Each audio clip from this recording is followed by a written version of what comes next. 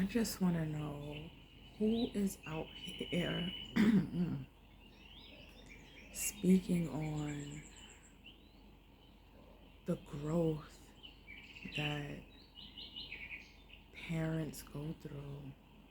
I can only speak from a mother's point of view, but I know fathers are out there doing it too. They're healing, ascending, growing, and no one is talking about outgrowing your own fucking children. And not in the sense of the level of, I don't even know what to say, like, not the level of, not this, the fact that they're younger than you and they have life to live because you've lived a certain amount of life yourself already and have an ample amount of experience over them. But they are individuals, they are their own individual selves, and who is outgrowing their children? Like when you grow, when you ascend, there are people, places, and things that you outgrow, yes? And sometimes your children are one of them. They're one of those people. And what do you do? I guess I'm the one who's speaking on it, you know. I haven't seen any videos. I haven't speaking to anyone other than just my own experiences of observing and witnessing people who have gone through that mundane or common circumstance, situation with their children, as far as drugs and alcohol and just being disobedient, and you know, but what's the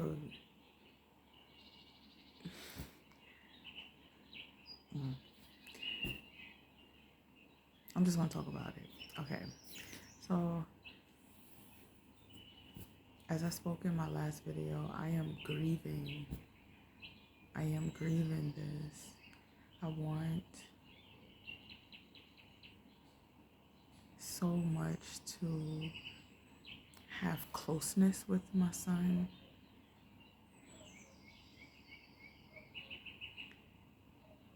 but I can't unsee and I can't unknow what it is that I've seen and know thus far.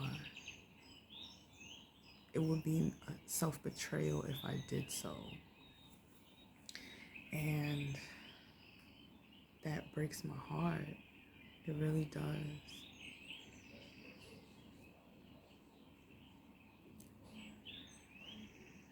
I know first-handedly of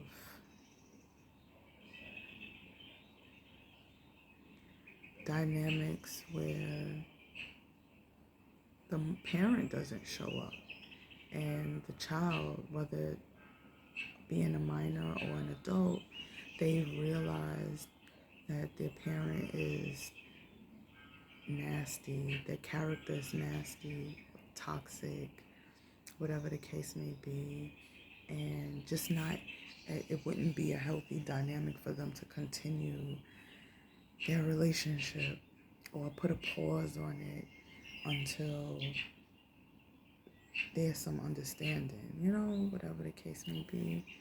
And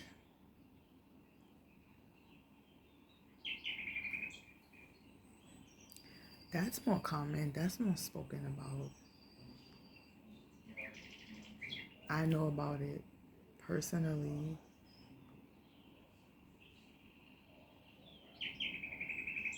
But what do you do? You know, although I speak about this, like, I'm being my absolute most vulnerable self in this moment. And I told my son, if, like, okay, I remember having conversations with my mother years ago about the patterns that I was seeing within my son, that he was showing. And because I read patterns very well, I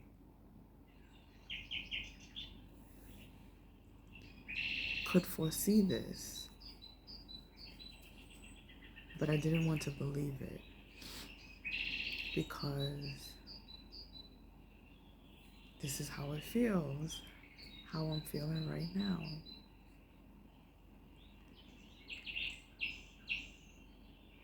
But even that, I can't unsee it because it's a part of the gifts that I have, the gifts that I've been gifted.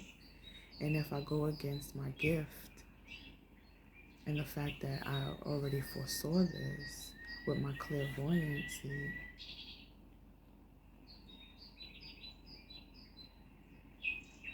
the universe will be like, well, you don't want the gift.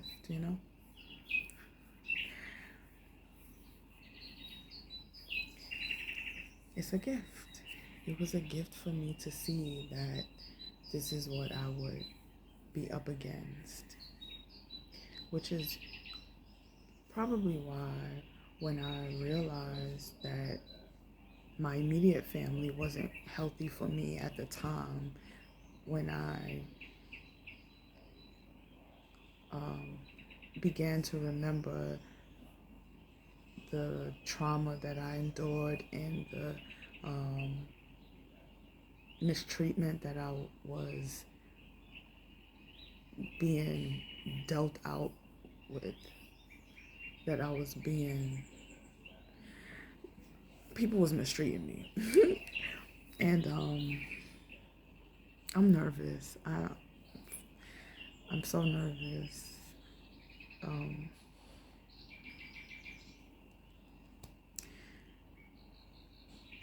I had to figure out a way how to navigate that while parenting and being able to take care of myself too, because I wanted to just lay down and do nothing. I really did.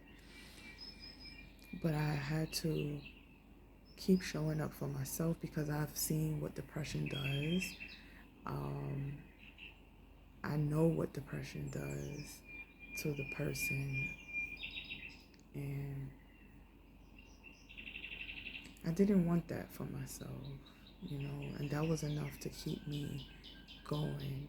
And I wanted to be a role model,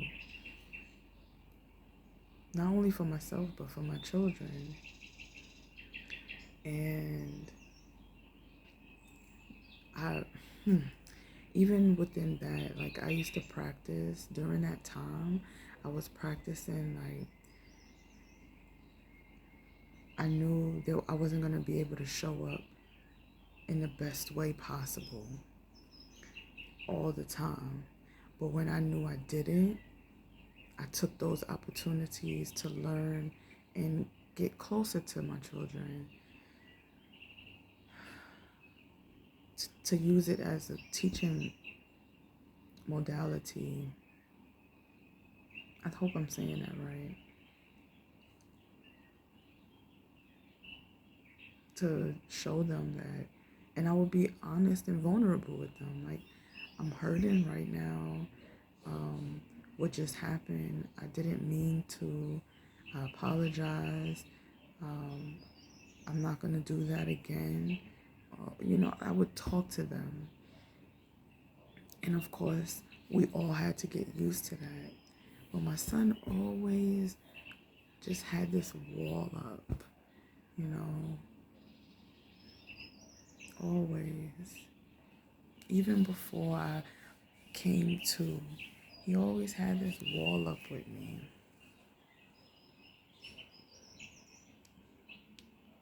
It can't be ignored anymore because I don't ignore the ugly parts of me. So how am I going to ignore the ugly parts of him?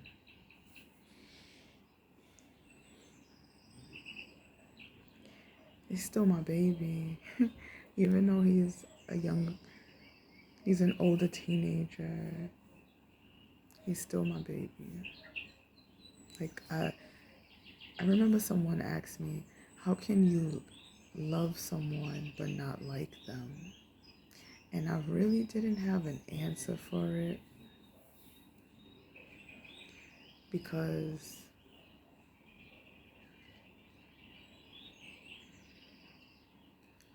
I don't know, I just didn't. But I knew that's how I felt. And this was towards my father. I didn't, I love my father. I still do. But I do not like him. The way he chooses to show up, the way he behaves, it's similar to how I feel towards my son. I don't like his character, but I love him. That's my son. I don't just love him because he's my son. Like, I have a tether in my heart of love.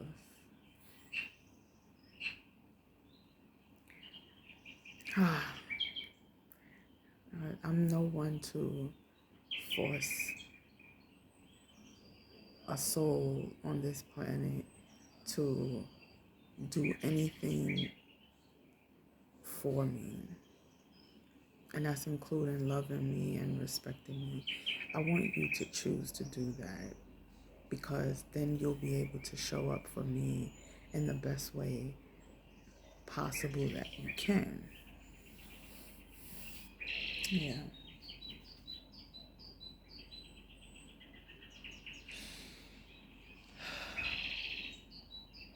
But all things are temporary.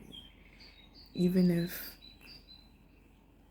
and I can attest to that, because again, when I came to the realization of my past that had to do with my trauma, um,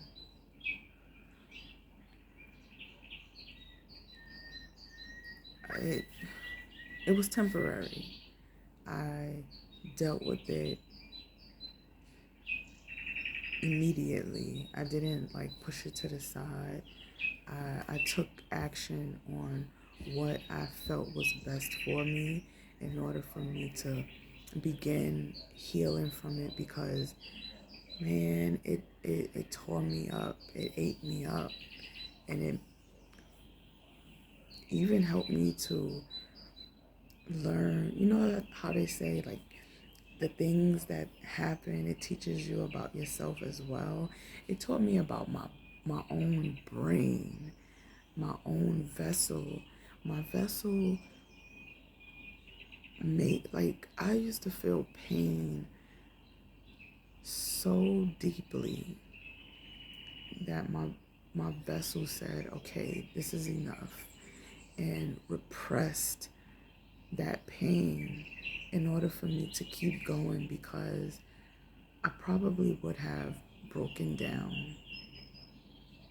I'm gonna always say this: the way I felt, the way I used to feel at times, it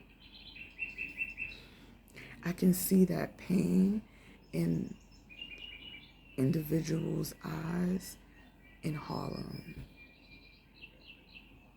I need more light. um, yes, I can see it. People have different ways of dealing with their trauma, and the individuals on 125th Street that some people are scared of and most people just try to stay away from, that's their way of coping. And I'm grateful that I've grown up, I've been able to witness that and observe it from a healthy place, so that I don't go there and repeat the patterns of my parents, and just my environment.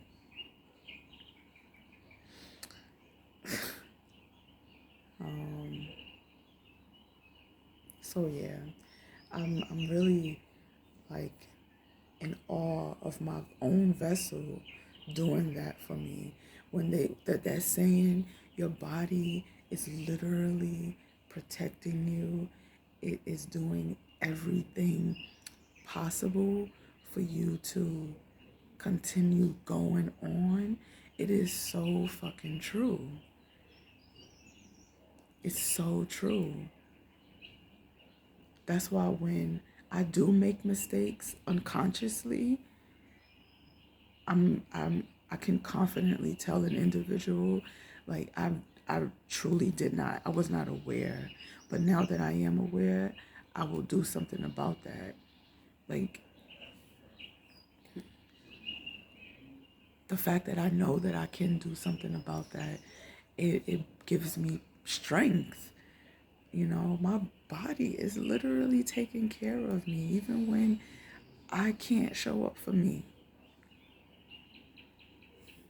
And if that's not enough, I mean, come on. I need more light. Yo, I need more light. I have the shades closed because it's so hot. Ooh, let there be light. There we go. Okay. So yeah, you know,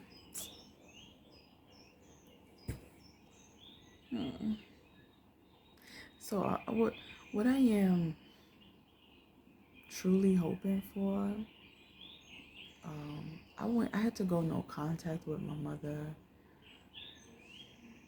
for quite some time, and subsequently I went no contact with my sister and my brother, and during that space and time my brother passed away. And you know, when I went no contact, my children, both of my children, my daughter, she was still a minor, and she was going through her own things. So when I stepped away, they followed behind because I don't really have a response for that. My daughter has always been aware, and she made her choice to follow lead, and my son did too.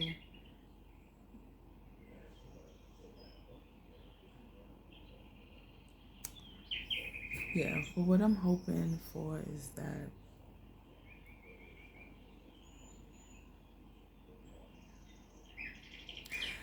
this the relationship that I have with my son, as with everything in my life that has been being broken down and stripped away because it was built on faulty ground. Um, my hope is that my relationship with my son can be built on a stronger foundation if he wants that. I've expressed that I want that, but I don't know if he would want that because it's going to take work. And I don't think he's in that type of space because he has to see himself, and I don't think he wants to, you know. But also, the truth of the matter is, like I said in my last video, I'm going places, and everybody can't go with me. Everybody is not a vibrational match to go where I am going, and that's just it. And my thing before I truly ascended and like embodied my authenticity, I wanted to take everybody with me, or at least be able to take care of everybody. And that included unconsciously carrying other people's burdens And there's certain individuals that,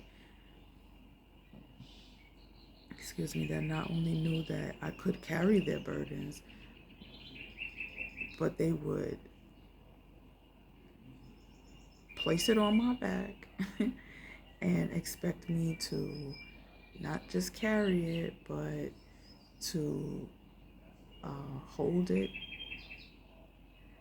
pay no rent, um, and actually, when I choose to give it back, either they'll be upset, or if I give it back exactly how they put it on my back, they'll be upset because they would be expecting for me to have repackaged it and given them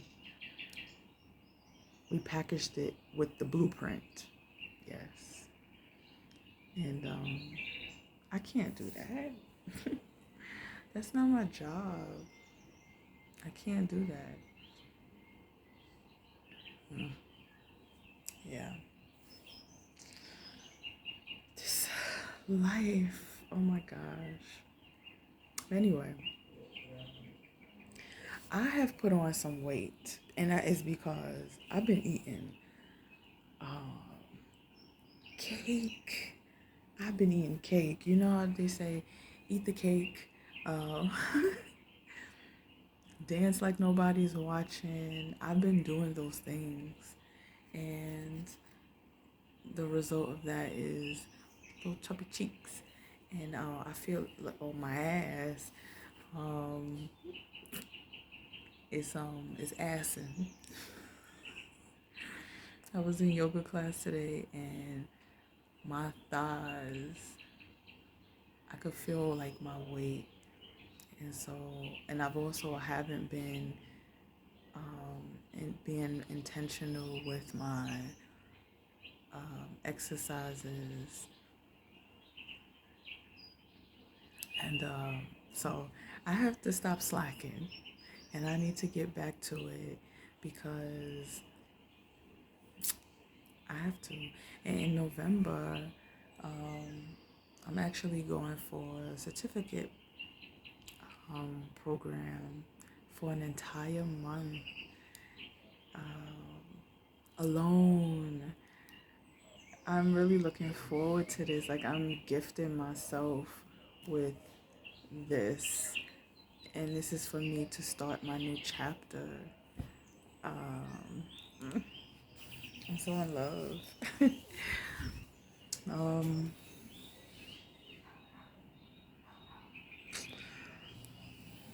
Man, the things you have to truly release in order to have room to receive is very human. It's the human part of me. I'm smiling so much my cheeks hurt, but I'm really happy.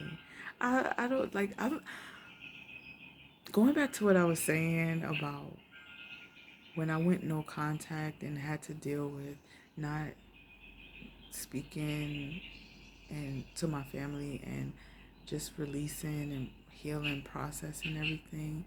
If I did not intentionally do that, I would not be able to show up the way that I'm showing up today in regards to the situation with me and my son. Like, that's my heart. And it would have broken me. And I told him that. Like, it would have broken me down. And it would have broken me down to the point in which I would have just chosen to continue to tolerate his behavior because I don't know how, I couldn't bear the foresight of not having him in my life and not having the understanding that things are in fact temporary and there's always a possibility for a new. But nonetheless, I do have the experience, and I see why certain things have to happen before other things have to happen. And I'm truly grateful for it. I'm truly grateful. I also remember asking for the path of ease, and this is what comes along with it, you know.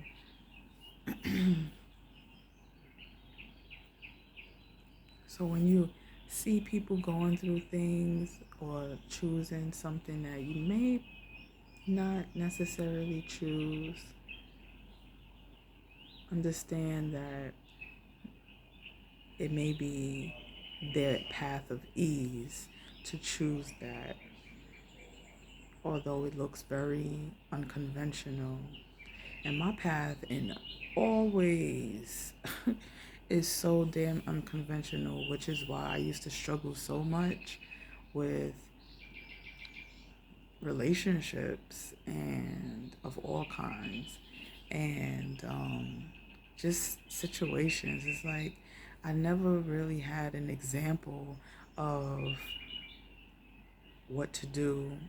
If I go to people and explain to them, there's like this, that blank stare. I get that. So I don't necessarily talk to people about things um, or ask for advice because people can't relate. And I've rarely met people that, although they cannot relate because they haven't experienced what it is that I'm speaking of, they have the capacity to understand because they have empathy or they have abilities. Um, it's dark again. God damn. The sun is going down. So yeah, I'm just gonna continue sharing my unconventional life, and that's it. Okay. So thank you for listening. Thank you for watching, and I'll check you all another time.